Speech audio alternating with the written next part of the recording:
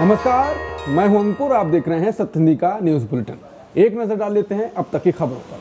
कर्नाटक में special investigation team यानी SIT की जांच में सामने आया है कि 2023 विधानसभा चुनाव से पहले मतदाता सूची से धोखाधड़ी से नाम हटाने का खेल सिर्फ आलंद विधानसभा सीट तक सीमित नहीं था। एसआईटी को शक है कि कलबुर्गी जिले की कम से कम 2 और सीटों की वोटर लिस्ट से भी नामों में हेराफेरी की गई। सूत्रों के मुताबिक कलबुर्गी इलाके के कुछ बीजेपी नेताओं ने एक डेटा सेंटर से संपर्क कर ये काम करवाया था। बताया जा रहा है कि उस डेटा सेंटर के साथ एक उम्मीदवार की ओर से वोटर लिस्ट बदलने का समझौता किया गया था। एक अधिकारी के अनुसार गुलबर्गा शहर की एक सीट पर करीब 35,000 वोटरों के नाम में बदलाव किया गया और इनमें ज्यादातर अल्पसंख्यक समुदाय के लोग थे। जांच में पता चला कि कलबुर्गी के एक अकाउंटेंट के जरिए डेटा सेंटर को पैसे ट्रांसफर किए गए थे। एसआईटी ने उस अकाउंटेंट का लैपटॉप जब्त कर लिया था और उसे जांच में मुख्य खिलाड़ी माना जा रहा है। इंडियन एक्सप्रेस की रिपोर्ट के मुताबिक डेटा सेंटर में काम करने वालों को हर ऑनलाइन एप्लीकेशन के लिए 80 रुपए दिए जाते थे। ये सेंटर मोहम्मद अशफाक और उसके साथी मोहम्मद अकरम चलाते थे। अशफाक से 2023 में पूछताछ हुई, जिसके बाद वो दुबई चला गया। एसआईटी ने अब तक 3 डेटा एंट्री ऑपरेटरों से पूछताछ की है। हालांकि फिलहाल एसआईटी को अन्य सीटों की हेराफेरी की जांच का अधिकार नहीं मिला है, लेकिन आनंद सीट के मामले में मुकदमा चलाने के लिए जरूरी सबूत एसआईटी को मिल गए हैं। देश भर में वोटर लिस्ट की बड़ी जांच शुरू होने जा रही है। चुनाव आयोग आज यानी 27 अक्टूबर की शाम प्रेस कॉन्फ्रेंस करेगा, जिसमें स्पेशल इंटेंसिव रिवीजन यानी एसआईआर की घोषणा की जाएगी। इस अभियान के तहत मतदाता सूची की पूरी जांच और अपडेट किया जाएगा। अभी पूरी जानकारी सामने नहीं आई है, लेकिन शुरुआती चरण में 10 से 15 राज्यों को शामिल किए जाने की संभावना है।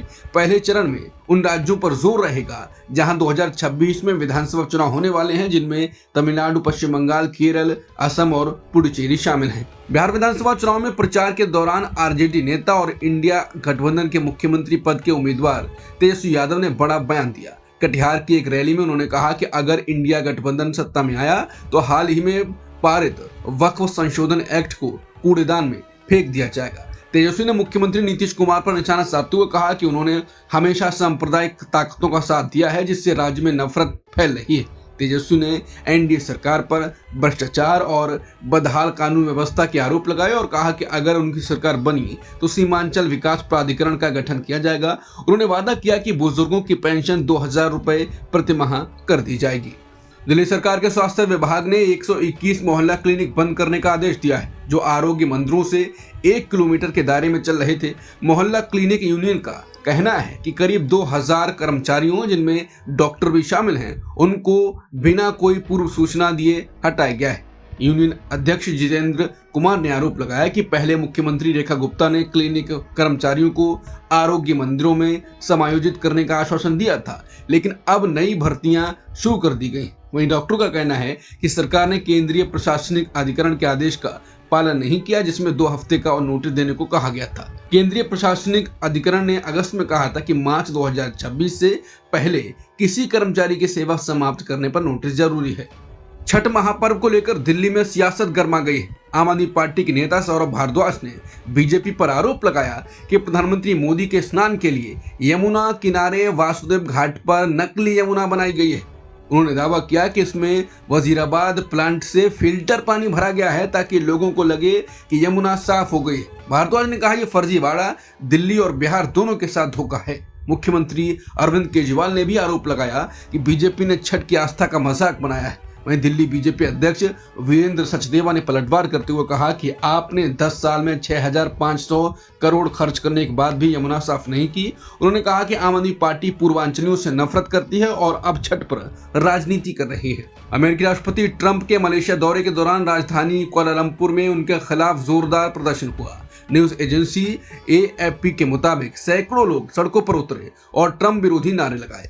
कई प्रदर्शनकारियों ने फलस्तीनी झंडे लहराए और ट्रंप तुम्हारा मलेशिया में स्वागत नहीं है लिखा बैनर उठाए। बता दें, ट्रंप इस समय एशिया के 1 हफ्ते के दौरे पर हैं और इसी क्रम में मलेशिया पहुंचे हैं। बताया जा रहा है कि ट्रंप की मौजूदगी में थाईलैंड और कंबोडिया ने अपने लंबे समय से चल रहे सीमा विवाद को खत्म करने के लिए एक शांति समझौते पर हस्ताक्षर किए हैं। हालांकि मलेशिया में उनके खिलाफ विरोध का माहौल बना हुआ है और लोगों ने उनकी विदेश नीतियों पर नाराजगी जताई है। अमेरिका के विदेश मंत्री मार्को रूबियो ने कहा कि पाकिस्तान के साथ बढ़ते रिश्तों का असर भारत से दोस्ती पर नहीं पड़ेगा। उन्होंने कहा कि भारत और अमेरिका के बीच संबंध गहरे, ऐतिहासिक और बेहद अहम है। रूबियो ने बताया कि वॉशिंगटन पाकिस्तान के साथ आतंकवाद विरोधी सहयोग को और आगे बढ़ाना चाहता है, लेकिन ये किसी भी तरह भारत की कीमत पर नहीं होगा। जब उनसे पूछा गया कि क्या भारत ने इस पर चिंता जताई है, तो उन्होंने कहा कि भारतीय परिपक्व हैं और समझते हैं कि अमेरिका कई देशों से रिश्ते बनाए रखता है। हाल ही में अमेरिका और पाकिस्तान के बीच खनिज और ऊर्जा क्षेत्र में $500 मिलियन का समझौता हुआ है। रूबियो ने इसे व्यावहारिक विदेश नीति का हिस्सा बताया। अमेरिका के राष्ट्रपति ट्रंप ने कहा कि वो पाकिस्तान और अफगानिस्तान के बीच चल रहे तनाव को बहुत जल्दी सुलझा देंगे। ट्रंप ने यह बयान रविवार को मलेशिया में चल रहे आसियान समिट के दौरान एक कार्यक्रम में दिया। उन्होंने कहा कि उन्होंने पाकिस्तान के पीएम शहबाज शरीफ और सेना प्रमुख आसिम मुनीर से बात की है और दोनों को उन्होंने बहुत अच्छे लोग बताया। ट्रंप ने कहा कि पाकिस्तान और अफगानिस्तान के बीच जो हालिया तनाव बढ़ा है, उसे शांति और बातचीत के जरिए खत्म किया जा सकता है। पाकिस्तान के प्रधानमंत्री शहबाज शरीफ सऊदी अरब का दौरा करने जा रहे हैं। पाकिस्तानी विदेश मंत्रालय के मुताबिक वो क्राउन प्रिंस मोहम्मद बिन सलमान के निमंत्रण पर 27 से 29 अक्टूबर तक रियाद में रहेंगे। इस दौरान उनके साथ एक उच्च स्तरीय प्रतिनिधिमंडल भी होगा, जिसमें उप प्रधानमंत्री और विदेश मंत्री इसहाक डार शामिल हैं। प्रधानमंत्री शहबाज शरीफ रियाद में होने वाले 9वें फ्यूचर इन्वेस्टमेंट इनिशिएटिव सम्मेलन में भाग लेंगे। माना जा रहा है कि इस दौरे में दोनों देशों के बीच निवेश और रक्षा सहयोग को मजबूत करने पर चर्चा होगी। भारतीय क्रिकेटर रोहित शर्मा ने ऑस्ट्रेलिया से भारत लौटने से पहले सोशल मीडिया पर एक इमोशनल पोस्ट साझा किया। एक्स पर अपनी तस्वीर डालते हुए उन्होंने लिखा कि एक आखिरी बार सिडनी से विदा ले रहा हूं। उनकी ये पोस्ट तेजी से वायरल हो रही है। टेस्ट क्रिकेट से संन्यास लेने के बाद कयास लगाए जा रहे हैं ये उनका ऑस्ट्रेलिया का आखिरी दौरा हो सकता है। ऑस्ट्रेलिया के खिलाफ वनडे सीरीज में शानदार प्रदर्शन करने वाले रोहित शर्मा को प्लेयर ऑफ द टूर्नामेंट चुना गया था। उन्होंने 3 मैचों में 202 रन बनाए, जिसमें 1 शतक और 1 अर्धशतक शामिल था। अब तक की खबरों में इतना ही। बाकी खबरों के लिए बने रहिए सत्य हिंदी के साथ।